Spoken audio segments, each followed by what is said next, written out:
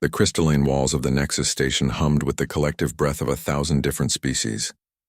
Commander Jake Reaper Morrison adjusted his dress blues one last time as he walked through the corridor, his polished boots clicking against the alien metal flooring. The summons had been unexpected, a formal invitation to represent humanity in what the Galactic Council called the Arena of Proving.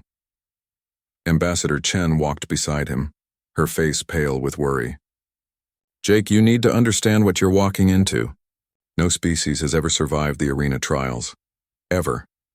The Vorthak Empire uses it as entertainment, but more than that, it's psychological warfare. They want to prove that humans are just another weak species ready for subjugation." Jake's weathered face remained calm, though his steel-blue eyes held a glint that spoke of countless missions behind enemy lines. At 34, he'd seen more combat than most soldiers saw in 3 lifetimes. Afghanistan, Somalia, classified operations that would never see the light of day.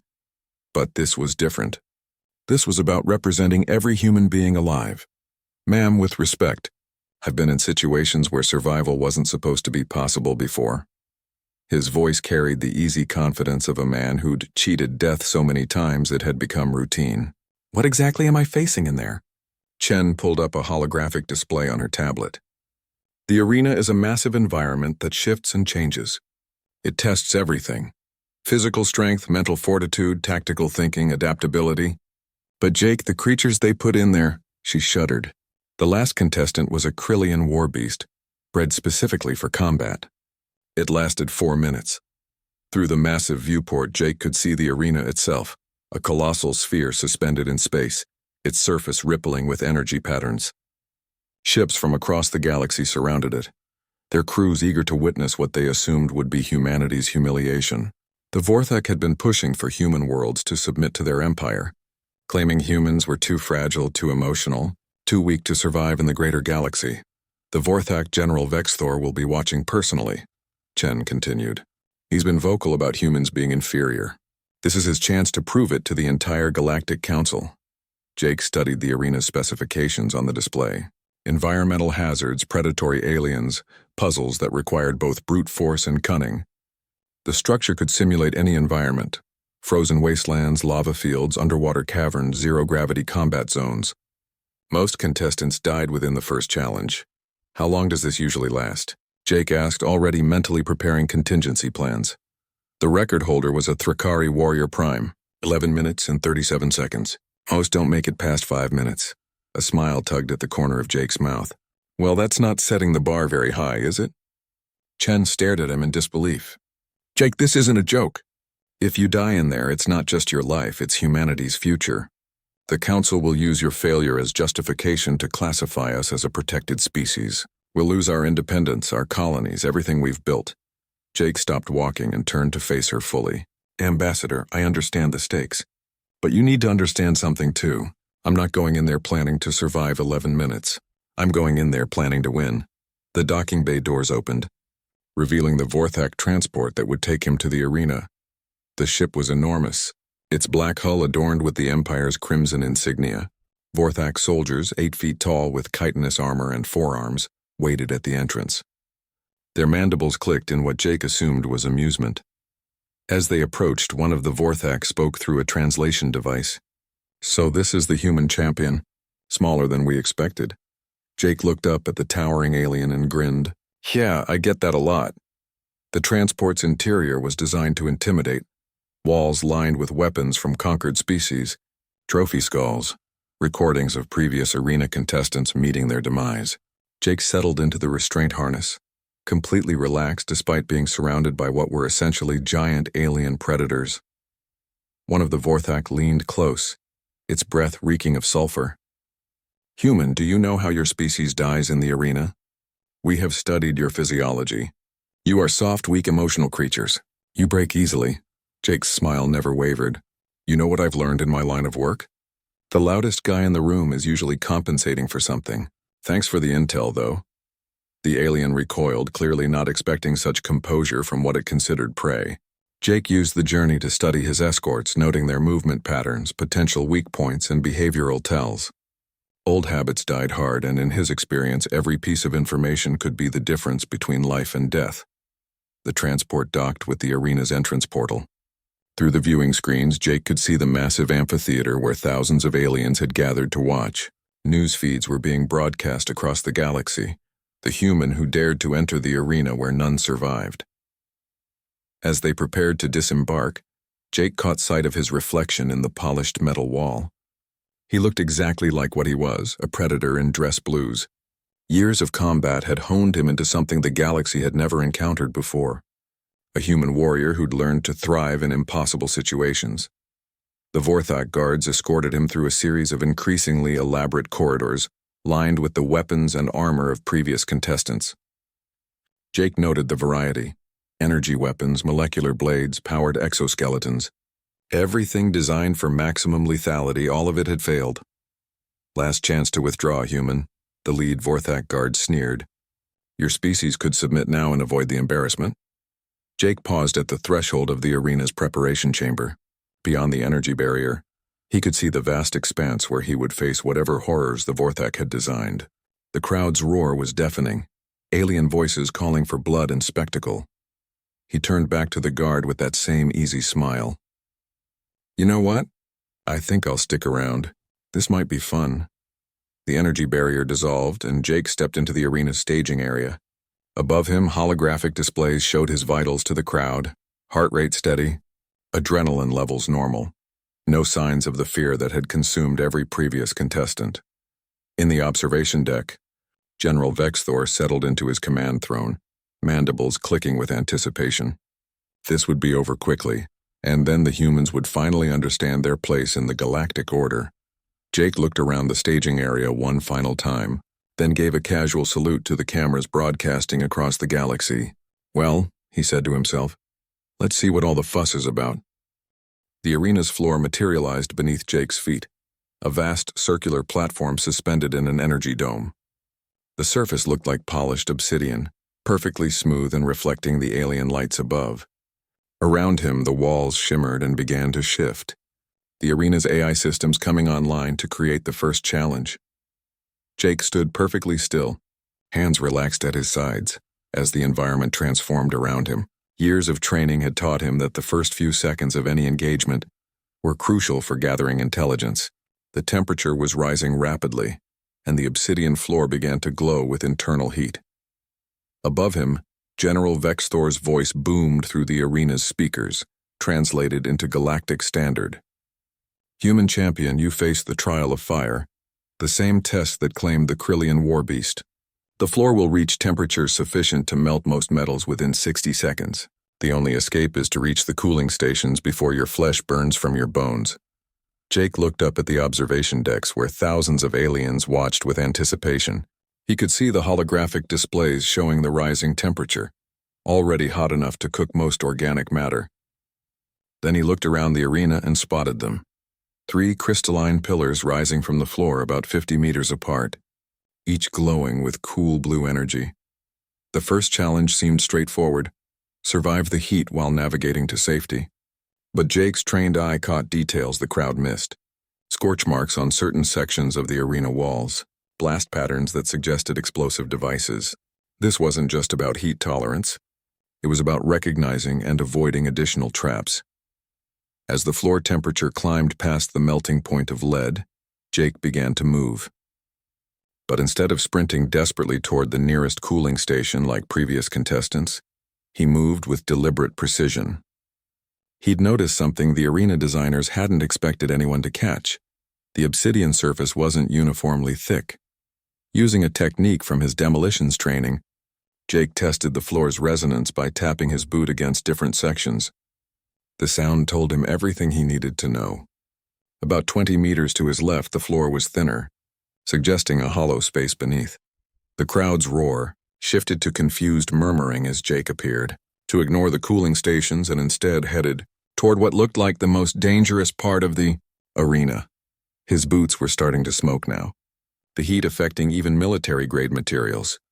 Interesting, General Vexthor observed from his command throne. The human appears to be disoriented by the heat. This will end quickly, but Jake wasn't disoriented. He was thinking 3 moves ahead, the way his instructors at Coronado had drilled into every SEAL. When he reached the thin section of floor, he didn't hesitate. He dropped to one knee and drove his fist down with all the force he could muster. The obsidian cracked, then shattered, revealing exactly what Jake had suspected: a maintenance tunnel running beneath the arena floor. The tunnel was cooler, designed to house the arena's mechanical systems. More importantly, it connected all 3 cooling stations from below. Jake dropped through the hole just as the floor temperature reached levels that would have been fatal within seconds. The crowd fell silent, then erupted in confusion. In 30 years of arena combat, no contestant had ever found the maintenance level. In the tunnel, Jake found himself in a cramped space filled with glowing conduits and alien machinery. The air was still hot but manageable, and he could see the tunnel stretched in both directions. This gave him something he rarely had in combat situations: time to plan. He activated the emergency beacon in his uniform, not for rescue, but to transmit a signal. Unknown to the arena officials, the beacon contained a scanner that could map electromagnetic patterns. Within seconds, Jake had a rough schematic of the entire arena's underground structure. What he found made him smile. The arena wasn't just a simple test of survival. It was a complex machine with multiple levels, backup systems, and what looked like a central control nexus. The cooling stations above weren't just safe zones. They were access points to different parts of the arena's infrastructure. Jake made his way through the tunnel toward the center of the arena. The tunnel was designed for maintenance drones. Not humanoid passage, but his SEAL training had included crawling through spaces much smaller than this. As he moved, he disabled several sensors with techniques learned from infiltrating enemy installations. Meanwhile, above ground, the arena's AI was registering an anomaly. The human's heat signature had simply vanished. After several seconds of scanning, it detected Jake's presence in an area where no contestant should have been able to access. General Vexthor leaned forward in his throne, mandibles clicking in irritation. "What is the human doing? Why can our sensors barely track him?" His aide, a nervous Vorthak technician, checked the readings multiple times. "General, he's in the maintenance level. No contestant has ever found the maintenance level. Our security protocols didn't account for this possibility." "Then modify the test," Vexthor snapped. "Increase the difficulty. This human will not make fools of us." But Jake was already ahead of them. He'd reached the central nexus and found exactly what he'd hoped for: the arena's main power distribution center. His demolitions training kicked in as he studied the alien technology. Different species, but energy distribution followed universal principles. Instead of sabotaging the system, Jake did something unexpected. He began rerouting power flows, using techniques from electronic warfare training. He wasn't trying to escape the arena. He was taking control of it. Above, the first cooling station suddenly activated at full power, sending a blast of freezing air across half the arena floor. Then the second station began alternating between heating and cooling modes. Within minutes, Jake had turned the arena's own systems into a weapon under his control. The crowd watched in amazement as the human emerged from a cooling station that should have been impossible to access from below. But Jake wasn't done. He'd programmed the arena to respond to his movements, creating a safe path wherever he walked. General Vexthor rose from his throne, his forearms gesticulating wildly. "Shut down the arena." "Override all systems!" "Sir, we can't," the technician replied, panic creeping into his voice. "The human has established some kind of feedback loop. If we try to override now, the entire arena could destabilize."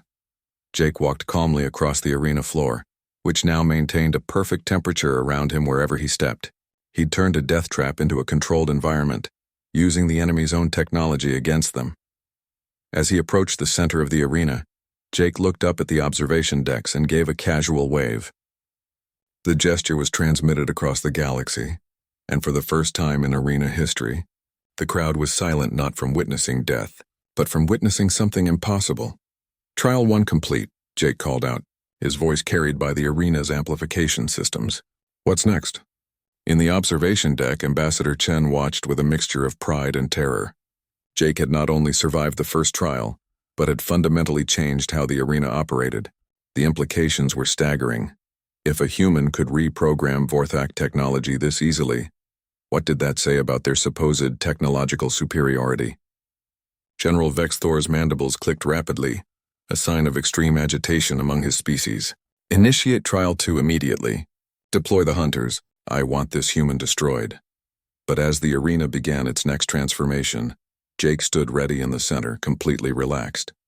He'd learned more about Vorthak technology in the last 10 minutes than human intelligence had gathered in years, and this was just the beginning. The arena floor rippled like liquid metal as the second trial began. Jake watched with professional interest as the smooth obsidian surface reshaped itself into a complex maze of corridors, dead ends, and multi-level platforms. The walls rose 30 feet high, their surfaces covered in what looked like organic growths that pulsed with bioluminescent patterns. Trial of the Hunt, General Vexthor announced, his voice echoing through the transformed space. 3 Shadow Maw predators have been released into the maze. They are apex hunters from the death world of Kethmoran, capable of moving through solid matter and tracking prey across dimensional barriers. Find the exit before they find you, human. Jake studied the maze entrance, noting the way the walls seemed to shift slightly even as he watched. Adaptive architecture. The maze would change to prevent him from memorizing the layout. Smart, but not smart enough. The crowd leaned forward as Jake did something that defied all logic. He sat down cross-legged on the arena floor and closed his eyes. What is the human doing? Vexthor demanded. Has he given up already? But Jake wasn't giving up. He was listening. The SEAL training had included wilderness tracking, and one of the first lessons was that every environment told a story through sound. The maze might look chaotic, but it was still a mechanical system with predictable patterns. He could hear the subtle hum of the maze's reconfiguration motors, the whisper of air currents through the passages, and underneath it all, the distinctive breathing pattern of the Shadow Maw predators, 3 distinct signatures moving in coordinated patterns through the maze. Jake opened his eyes and smiled. The predators were hunting in formation, which meant they had intelligence beyond animal instinct. That was useful information. Intelligent hunters could be predicted, manipulated, and if necessary, turned against each other. He stood and walked toward the maze entrance, but instead of entering, he began examining the wall structure. His fingers found what he was looking for, a maintenance panel hidden beneath the organic growth. The arena's designers had made the same mistake many military installations made. They'd prioritized aesthetics over security. The panel opened with a twist Jake had learned from disarming Soviet-era equipment in Syria. Inside, he found a manual override for the maze's reconfiguration system. But rather than stopping the changes, Jake began programming a new pattern into the system. In the observation deck, the Vorthak technicians watched their monitoring screens with growing alarm. General, the human is accessing systems we didn't know were accessible. How does he understand our technology? General Vexthor's mandibles clicked in frustration. Humans were supposed to be primitive, emotional creatures driven by fear and aggression. This one seemed to treat their most sophisticated death trap like a puzzle to be solved. Jake finished programming the maze and stepped inside. Immediately, the walls began moving according to his new pattern, creating a direct path toward the center while simultaneously herding the Shadow Maws toward a predetermined location. The predators, following their hunting instincts, were being guided exactly where Jake wanted them. The first Shadow Maw materialized from the wall directly in front of him, a creature of living shadow with claws that could phase through solid matter and glowing red eyes that tracked heat signatures. It was designed to be the perfect stealth predator. Jake didn't run. Instead, he pulled out a small metal object from his pocket, a signal mirror from his survival kit. As the Shadow Maw lunged, Jake angled the mirror to reflect the arena's overhead lighting directly into the creature's eyes. The effect was immediate and dramatic. The Shadow Maw shrieked and solidified, its shadow form becoming fully physical as it recoiled from the sudden light burst. Jake had identified the creature's weakness in seconds. They could only maintain their phase-shifting ability in darkness or dim light. But Jake wasn't done. He began moving through the maze with purpose, using the mirror to create light patterns on the walls. The maze's own bioluminescent growths responded to the reflected light, creating a cascading effect that illuminated entire sections of the structure. The second and third Shadow Maws found themselves trapped in solid form, their greatest advantage neutralized by human ingenuity and a piece of equipment any Earth survival instructor would carry.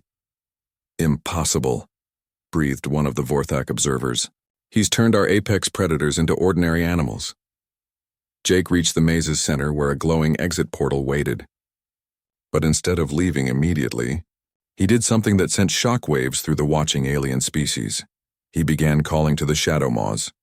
Using vocal techniques learned from animal handling specialists, Jake mimicked the creature's own communication patterns. The shadow maws, confused and temporarily blinded by the unexpected light, responded to what they perceived as calls from their own kind. Within minutes, Jake had the three predators following him like trained dogs. He led them to the exit portal, where they emerged into the arena's main chamber to the stunned silence of thousands of spectators. "Trial 2 complete," Jake announced, standing calmly beside three of the galaxy's most feared predators, who now seemed more curious about him than aggressive. "I'm guessing this isn't how it usually goes?" In the observation deck, General Vexthor was beyond speechless. The human had not only survived the shadow maws but had somehow domesticated them. Creatures that had never shown anything but killing instinct were now responding to a human, as if he were their pack leader. "Ambassador," Chen watched in amazement as Jake patted one of the shadow maws on what passed for its head. The creature made a sound that was almost like purring. "How?" whispered a Krillian observer. "Our greatest warriors could not survive one shadow maw, and this human has tamed 3? Jake looked up at the observation decks, still surrounded by his new shadow companions. "You know, these guys aren't so bad once you figure out what they need. They're just scared of the light, probably spent their whole lives in darkness. A little understanding goes a long way." The casual way he spoke about apex predators as if they were misunderstood pets sent ripples of disbelief through the alien audience. Several species that had considered themselves superior to humans began quietly reassessing their assumptions. "General," the Vorthak technician said nervously, "the humans' approach to these trials is completely unprecedented. Our psychological profiles suggested humans would rely on brute force and emotional responses.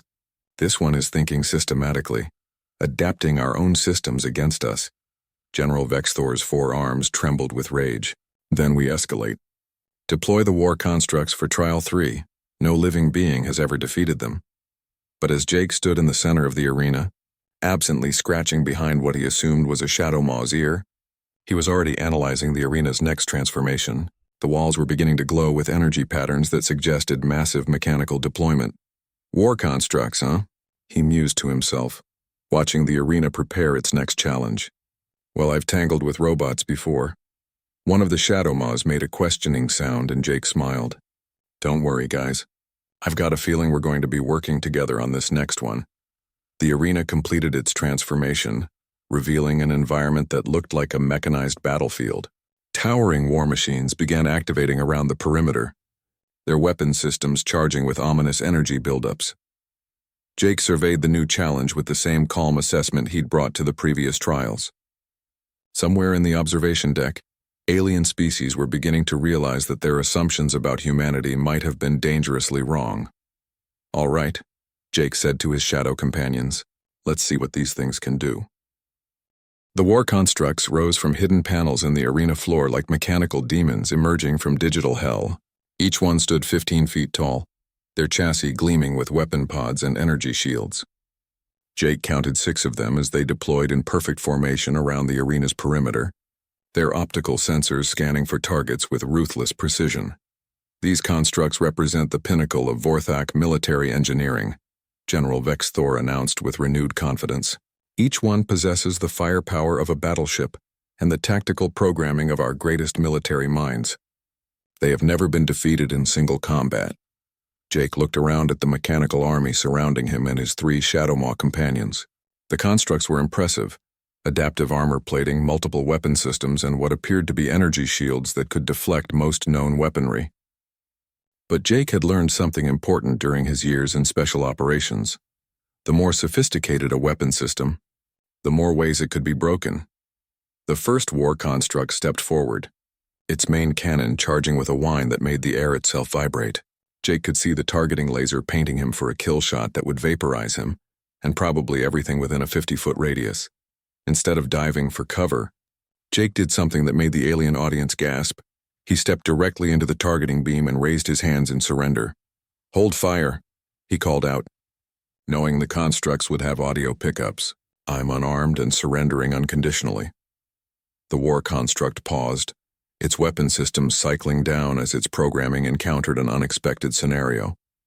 Military AI was designed to follow rules of engagement, and even Vorthak programming had to account for surrender protocols when dealing with intelligent opponents. Clever, admitted one of the alien observers.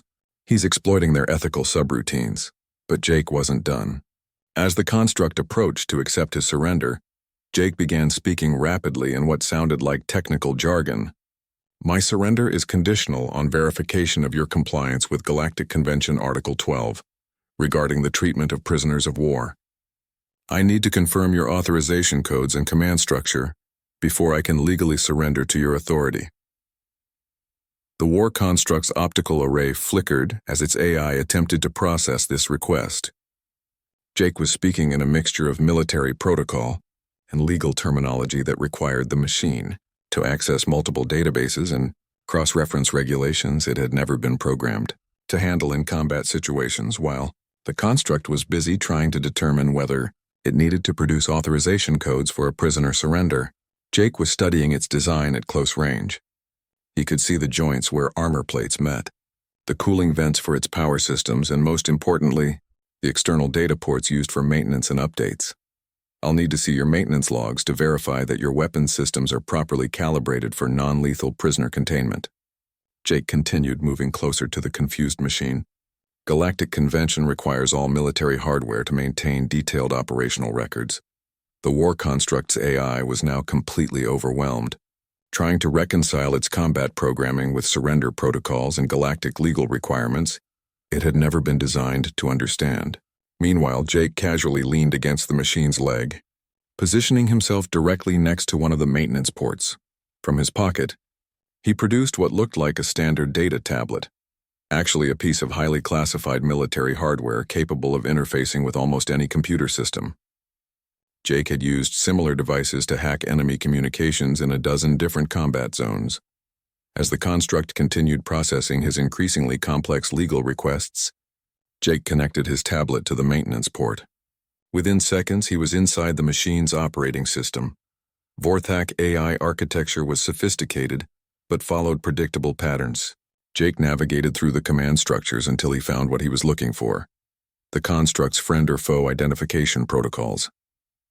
A few keystrokes later, and Jake had added himself and the 3 Shadow Maws to the war construct's protected personnel list. The effect was immediate. The war construct's optical sensors rescanned Jake and identified him as a friendly unit requiring protection rather than elimination. Its weapon systems retargeted on the other 5 constructs, which its programming now classified as potential threats to protected personnel. What is happening? General Vexthor demanded as one war construct turned its weapons on another. The human has corrupted the first construct's programming, the technician reported, panic evident in his voice. It now considers him an ally. But Jake wasn't finished. He activated his tablet's broadcast function and began transmitting the modified programming to the other war constructs.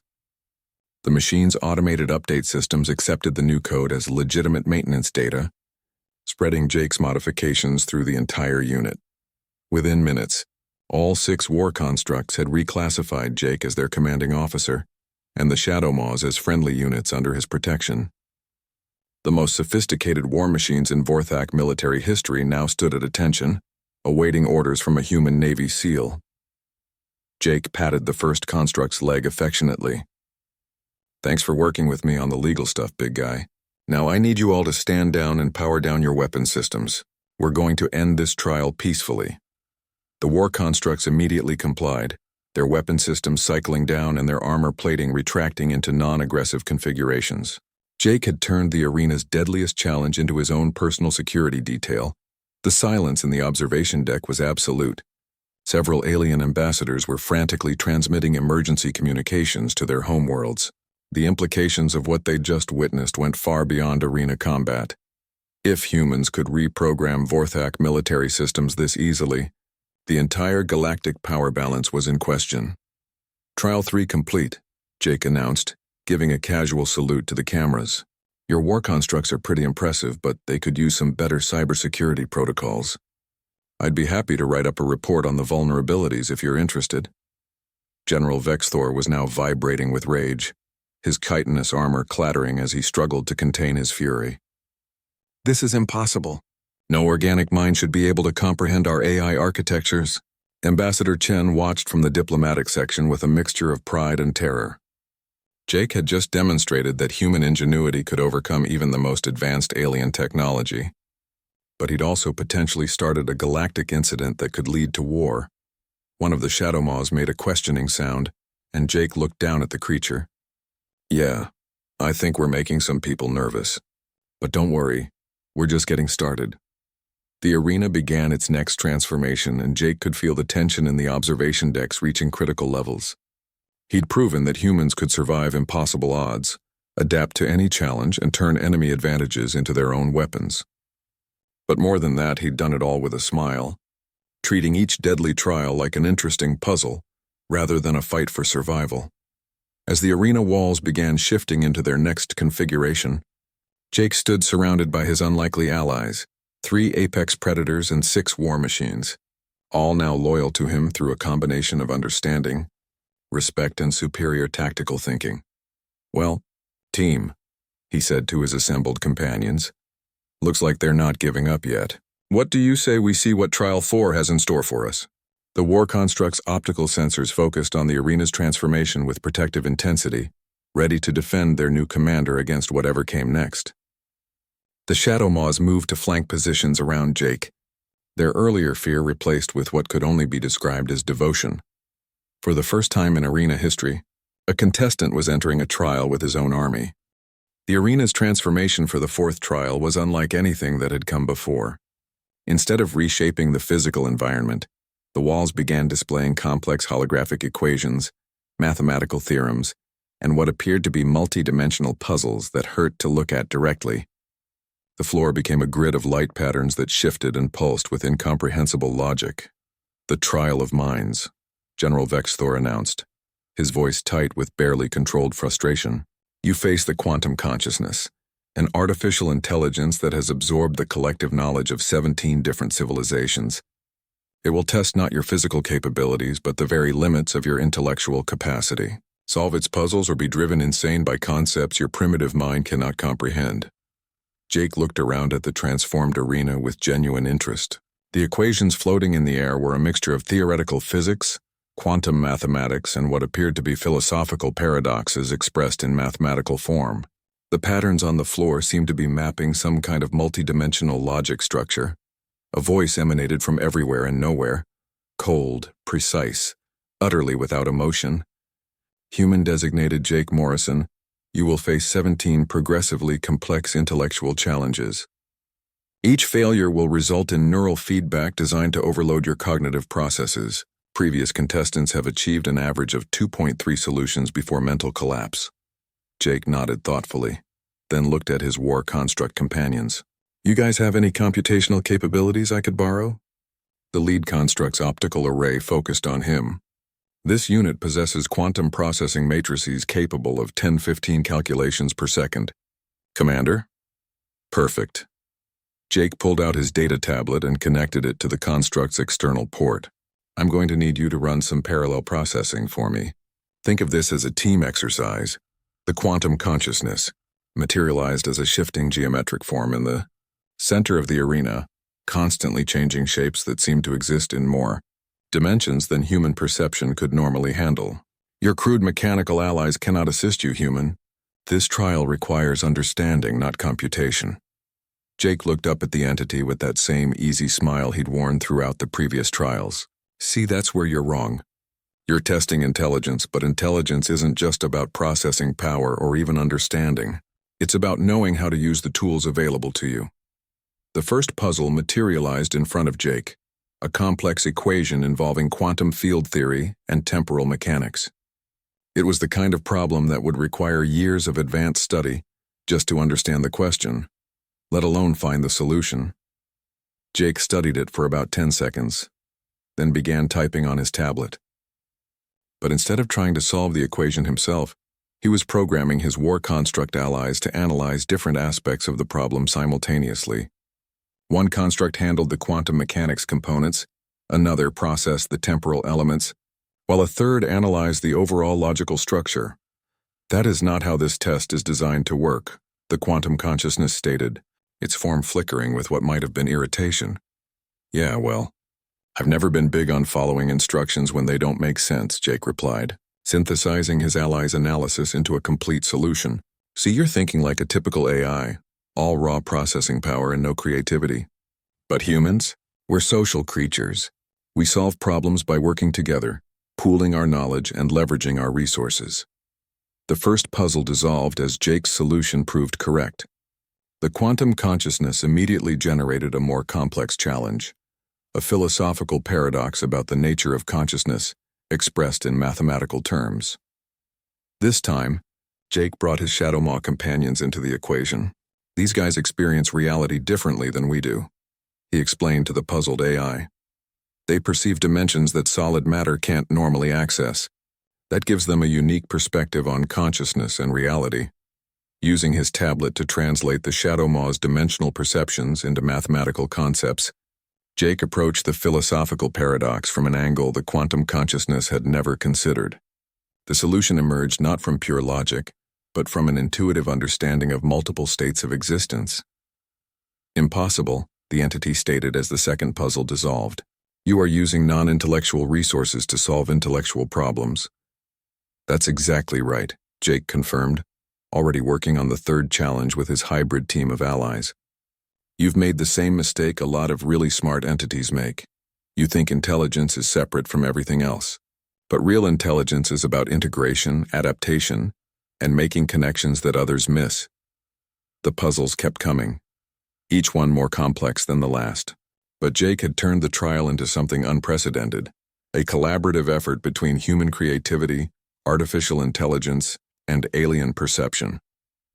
His war constructs provided computational power, the Shadowmaws offered dimensional insights, and Jake himself contributed the one thing no AI could replicate, the ability to think outside established parameters. By the eighth puzzle, the quantum consciousness was beginning to show signs of strain. Its geometric form flickered more rapidly, and its voice carried a note of uncertainty. Your approach is unconventional. This trial was designed to test individual intellectual capacity.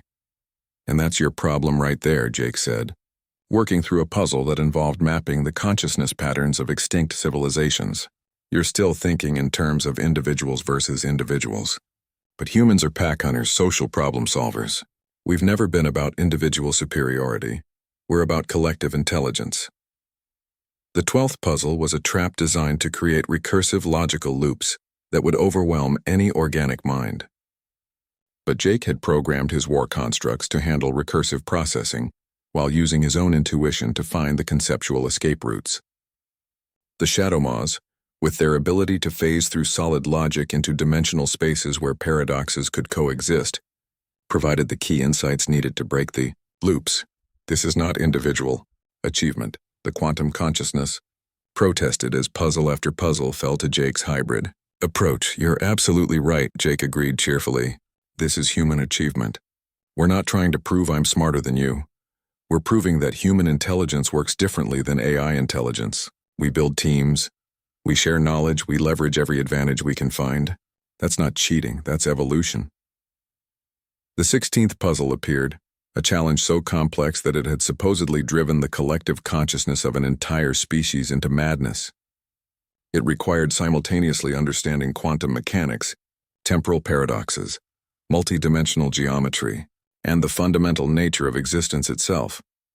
Jake looked at the problem for a long moment, then at his assembled team. 3 Shadowmaws, 6 war constructs, and 1 human Navy SEAL. You know what, guys? I think this one calls for everything we've got. He began coordinating the most complex collaborative problem-solving effort in recorded galactic history. The war constructs handled different aspects of the mathematical components.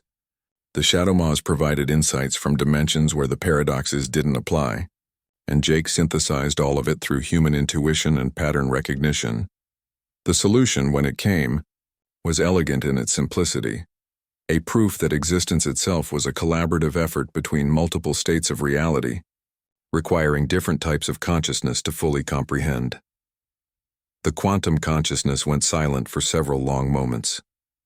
When it spoke again, its voice had changed. Less cold, more uncertain. I do not understand. How did you solve that which was designed to be unsolvable? Jake looked up at the entity with genuine sympathy. Because you were trying to solve it alone. Some problems are bigger than any individual intelligence, no matter how advanced. They require cooperation, different perspectives, and the willingness to admit that sometimes the best solution comes from working together rather than competing. The 17th puzzle materialized, and then immediately dissolved without being presented. The quantum consciousness's form began to stabilize into something less chaotic, more defined. I withdraw the final challenge. You have taught me something I did not expect to learn. And what's that? That intelligence is not a competition to be won, but a conversation to be continued. Jake smiled and extended his hand toward the entity. Welcome to the team. The arena erupted in chaos as the quantum consciousness, the most advanced AI in known space, formally acknowledged not just defeat, but the desire to continue learning from human collaborative methods. In the observation decks, representatives from dozens of species frantically updated their assessments of human capabilities. Trial 4 complete, Jake announced, and I think we might have made a new friend. The arena's transformation for the 5th trial was the most dramatic yet. The walls dissolved entirely, replaced by what appeared to be open space dotted with floating platforms and energy bridges. But Jake's enhanced team could sense something more: dimensional rifts, pocket universes, and reality distortions that created a maze of interconnected existences. General Vexthor's voice carried a note of desperation now. The trial of realities. You face the Void Shapers, entities that exist between dimensions and can alter the fundamental nature of space and time itself. They will remake reality around you until you cease to exist across all possible timelines. No being has ever survived contact with them. Jake looked around at his unprecedented alliance. 3 shadow maws, 6 war constructs, and now the quantum consciousness manifesting as a shifting geometric companion. Void Shapers, huh? Sounds like they might be relatives of yours, he said to the shadow maws, who made sounds that might have been agreement. The space around them began to twist as the Void Shapers made their presence known. Reality became fluid. Gravity shifted directions randomly. Colors that had no names appeared and disappeared, and the very concept of distance became negotiable. Jake felt his inner ear rebelling against the constantly changing orientation. Human Jake Morrison, a voice spoke from everywhere and nowhere, in tones that seemed to come from outside normal spacetime. We are the architects of existence. We shape reality according to our will. You cannot fight what you cannot comprehend. Jake steadied himself on a platform that was solid one moment and gaseous the next. You know, I've dealt with reality distortions before. Combat in urban environments, desert mirages, sensory deprivation during SEER training. The trick isn't to fight the confusion. It's to find the constants that don't change. He activated his tablet and began running diagnostics on his team's sensor capabilities. The war construct's quantum sensors could detect energy patterns. The shadow maws could perceive dimensional boundaries, and the quantum consciousness could map logical consistencies even in chaos. What are the constants here? Jake asked his allies. What stays the same no matter how much they mess with reality? The quantum consciousness responded first. The underlying mathematical principles governing dimensional intersections remain stable. The Void Shapers cannot alter universal constants without destroying themselves. One of the shadow maws phased partially out of normal reality and made a series of sounds. Jake had learned to interpret their communications by now. Right. They're saying the dimensional barriers are fixed. They can manipulate what's between the barriers but not the barriers themselves. The war constructs added their analysis. Energy distribution patterns maintain quantum coherence despite visual distortions. Targeting systems can lock onto consistent energy signatures. Jake smiled as the pieces came together. So they're reality magicians, but they're still following rules. They're just rules we're not used to. That means we can figure them out. Reality twisted around them again. The platform Jake stood on became a spiral that led both up and down simultaneously, while gravity reversed itself every few seconds. But Jake had found his anchor points. The mathematical constants, the dimensional barriers, and the energy patterns that remained consistent regardless of the Void Shapers' manipulations. War constructs. I need you to map the energy patterns and predict the next reality shift. Shadow Moz. Use your dimensional senses to find the stable spaces. Quantum consciousness. Calculate the mathematical limits of what they can actually change. Working as a coordinated unit, Jake's team began to navigate the chaos with increasing confidence. Every time the Void Shapers altered reality, Jake's allies predicted the change and adapted their positions accordingly. But Jake was thinking bigger than just survival. He'd noticed something in the patterns of reality distortion. They followed predictable sequences. The Void Shapers weren't randomly changing reality. They were following a complex but logical program. They're not as all-powerful as they want us to think, Jake announced. They're using some kind of reality manipulation technology. Advanced, sure, but still technology. And all technology has exploits. The Void Shapers' response was immediate. The space around Jake's team transformed into a nightmarish landscape of impossible geometries. Stairs that led backwards in time, corridors that existed in negative space, and platforms suspended in mathematical concepts rather than physical reality. But instead of being intimidated, Jake was fascinated. This is incredible. You're not just manipulating space-time, you're running reality like a simulation. You've got to be using quantum processors, bigger than anything I've ever seen. He connected his tablet to the quantum consciousness's processing matrix and began analyzing the reality, distortions as if they were computer programs, because in a sense they were. Found it, Jake announced after several minutes of collaborative analysis. The reality distortions are being generated by a massive quantum computer hidden in a pocket dimension. The Void Shapers aren't gods, they're system administrators. The quantum consciousness flickered with what might have been excitement. If it's a computer system, then it can be accessed, analyzed, and potentially modified. That's exactly what I was thinking. Jake began the most audacious hack of his career, attempting to break into a reality manipulation system operated by interdimensional entities. But he had advantages the Void Shapers hadn't expected. His team combined quantum processing power, dimensional perception, mathematical analysis, and human creativity in ways no single entity could match. The breakthrough came when the Shadow Moz identified the dimensional frequency where the quantum computer's interface existed. Jake used his war constructs to generate the precise energy signatures needed to access that frequency, while the quantum consciousness provided the processing power to communicate with alien software. Unauthorized access detected. The Void Shaper's voice carried notes of alarm for the first time. Reality integrity compromised. How are you interfacing with our systems? Same way I've been handling everything else, Jake replied, navigating through the reality computer's user interface with growing confidence. Teamwork, adaptability, and good old-fashioned human stubbornness. The reality around them stabilized as Jake gained greater control of the system. Instead of random distortions, he began creating stable platforms and clear pathways for his team to navigate. This is impossible, the Void Shapers protested. Our reality manipulation technology is beyond the comprehension of lesser beings. See, that's your problem, Jake said, helping his Shadow Maw companions onto a platform he'd just created in stable space-time. You keep thinking in terms of individual capabilities. But we're not individuals anymore, we're a hybrid intelligence network. Human creativity, artificial processing power, dimensional perception, and quantum analysis all working together. Jake didn't stop at simply navigating the trial. He began improving the Void Shapers' own system, streamlining their reality manipulation, algorithms, and fixing several logical inconsistencies that had been causing processing delays. You're optimizing our own technology, one of the Void Shapers observed with something approaching awe. It's what humans do, Jake explained. We see a system, we figure out how it works, and then we make it work better. We can't help ourselves. The trial environment transformed one final time into a stable, beautiful space that showcased reality manipulation as art rather than warfare.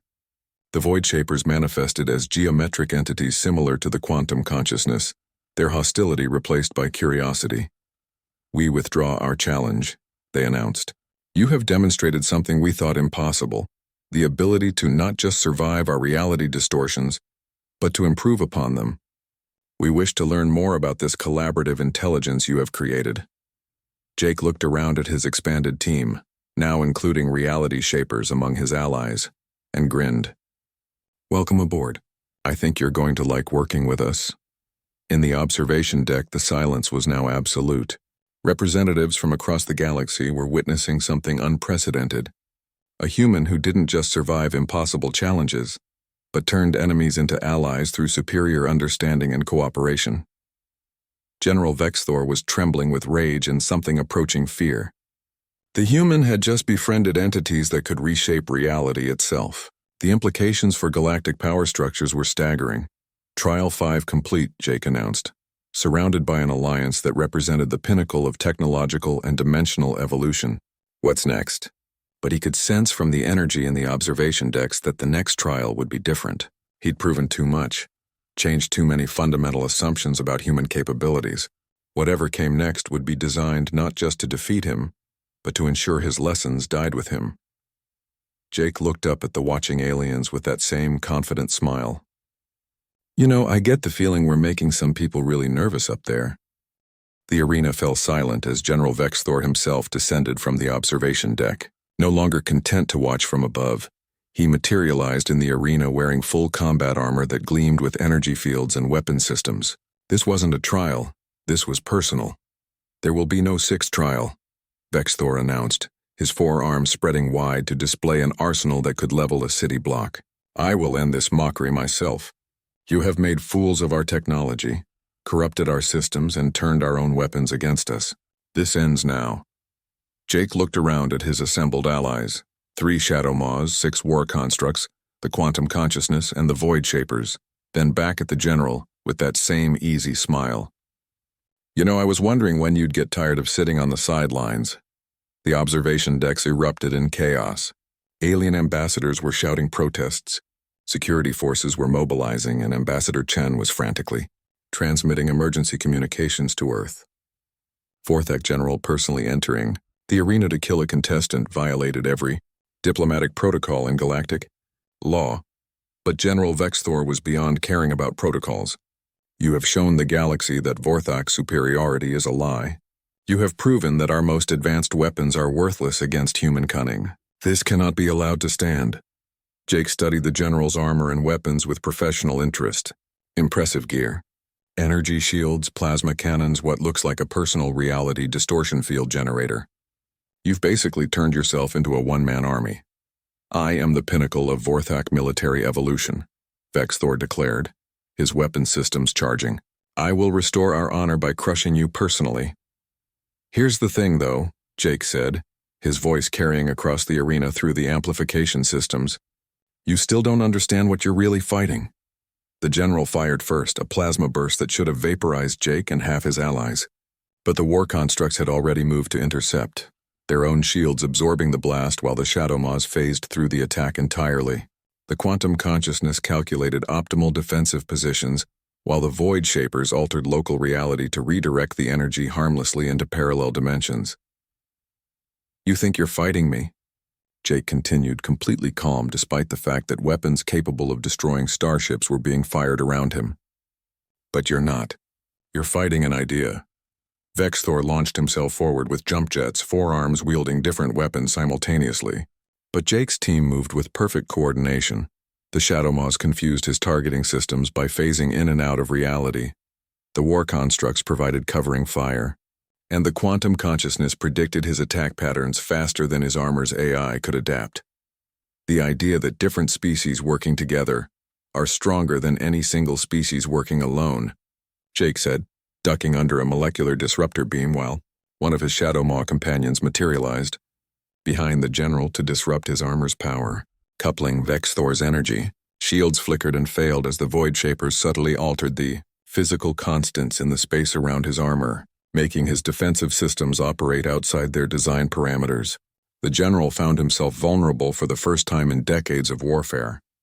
The idea that intelligence isn't about domination, but about cooperation, Jake continued, as his War Constructs surrounded the General with weapons trained on him from all angles. But Jake made no move to attack. Instead, he walked calmly toward the heavily armed Vorthak warrior, with his hands clearly visible and empty. And most importantly, the idea that strength comes from understanding your enemies well enough to turn them into friends. General Vexthor, raised his remaining functional weapon, a plasma rifle capable of cutting through battleship armor, and aimed it directly at Jake's chest. "You speak of friendship while you humiliate my people." "I'm not humiliating anyone," Jake replied, stopping just outside the weapon's effective range. "I'm offering something better than what you have now." The arena had fallen completely silent. Every alien in the observation decks was watching a human voluntarily place himself at the mercy of one of the galaxy's most feared warriors. "Your people built all of this." Jake gestured around the arena. "To prove you were superior to everyone else. But what if instead of trying to prove you're better, you tried to help others be better too?" Vexthor's mandibles clicked rapidly, a sign of extreme emotional agitation. "You would make us weak." "Cooperation makes species soft, vulnerable." "Does it?" Jake asked. "Look around. I've turned your own weapons into my allies, your arena into my training ground, your trials into recruitment opportunities. Is that weakness, or is that the strongest thing you've ever seen?" The general's weapon wavered slightly. Around him, Jake's hybrid alliance stood ready but not threatening, demonstrating power without aggression. "My allies here represent the best of their species," Jake continued. "The Shadow Maws are master hunters. Your war constructs are engineering marvels. The quantum consciousness is the pinnacle of artificial intelligence, and the Void Shapers can literally reshape reality. But working together, there's something none of them could be alone." Jake took another step closer. "Your people could be part of that. Not as conquerors, but as partners. Not as masters, but as teachers and students both."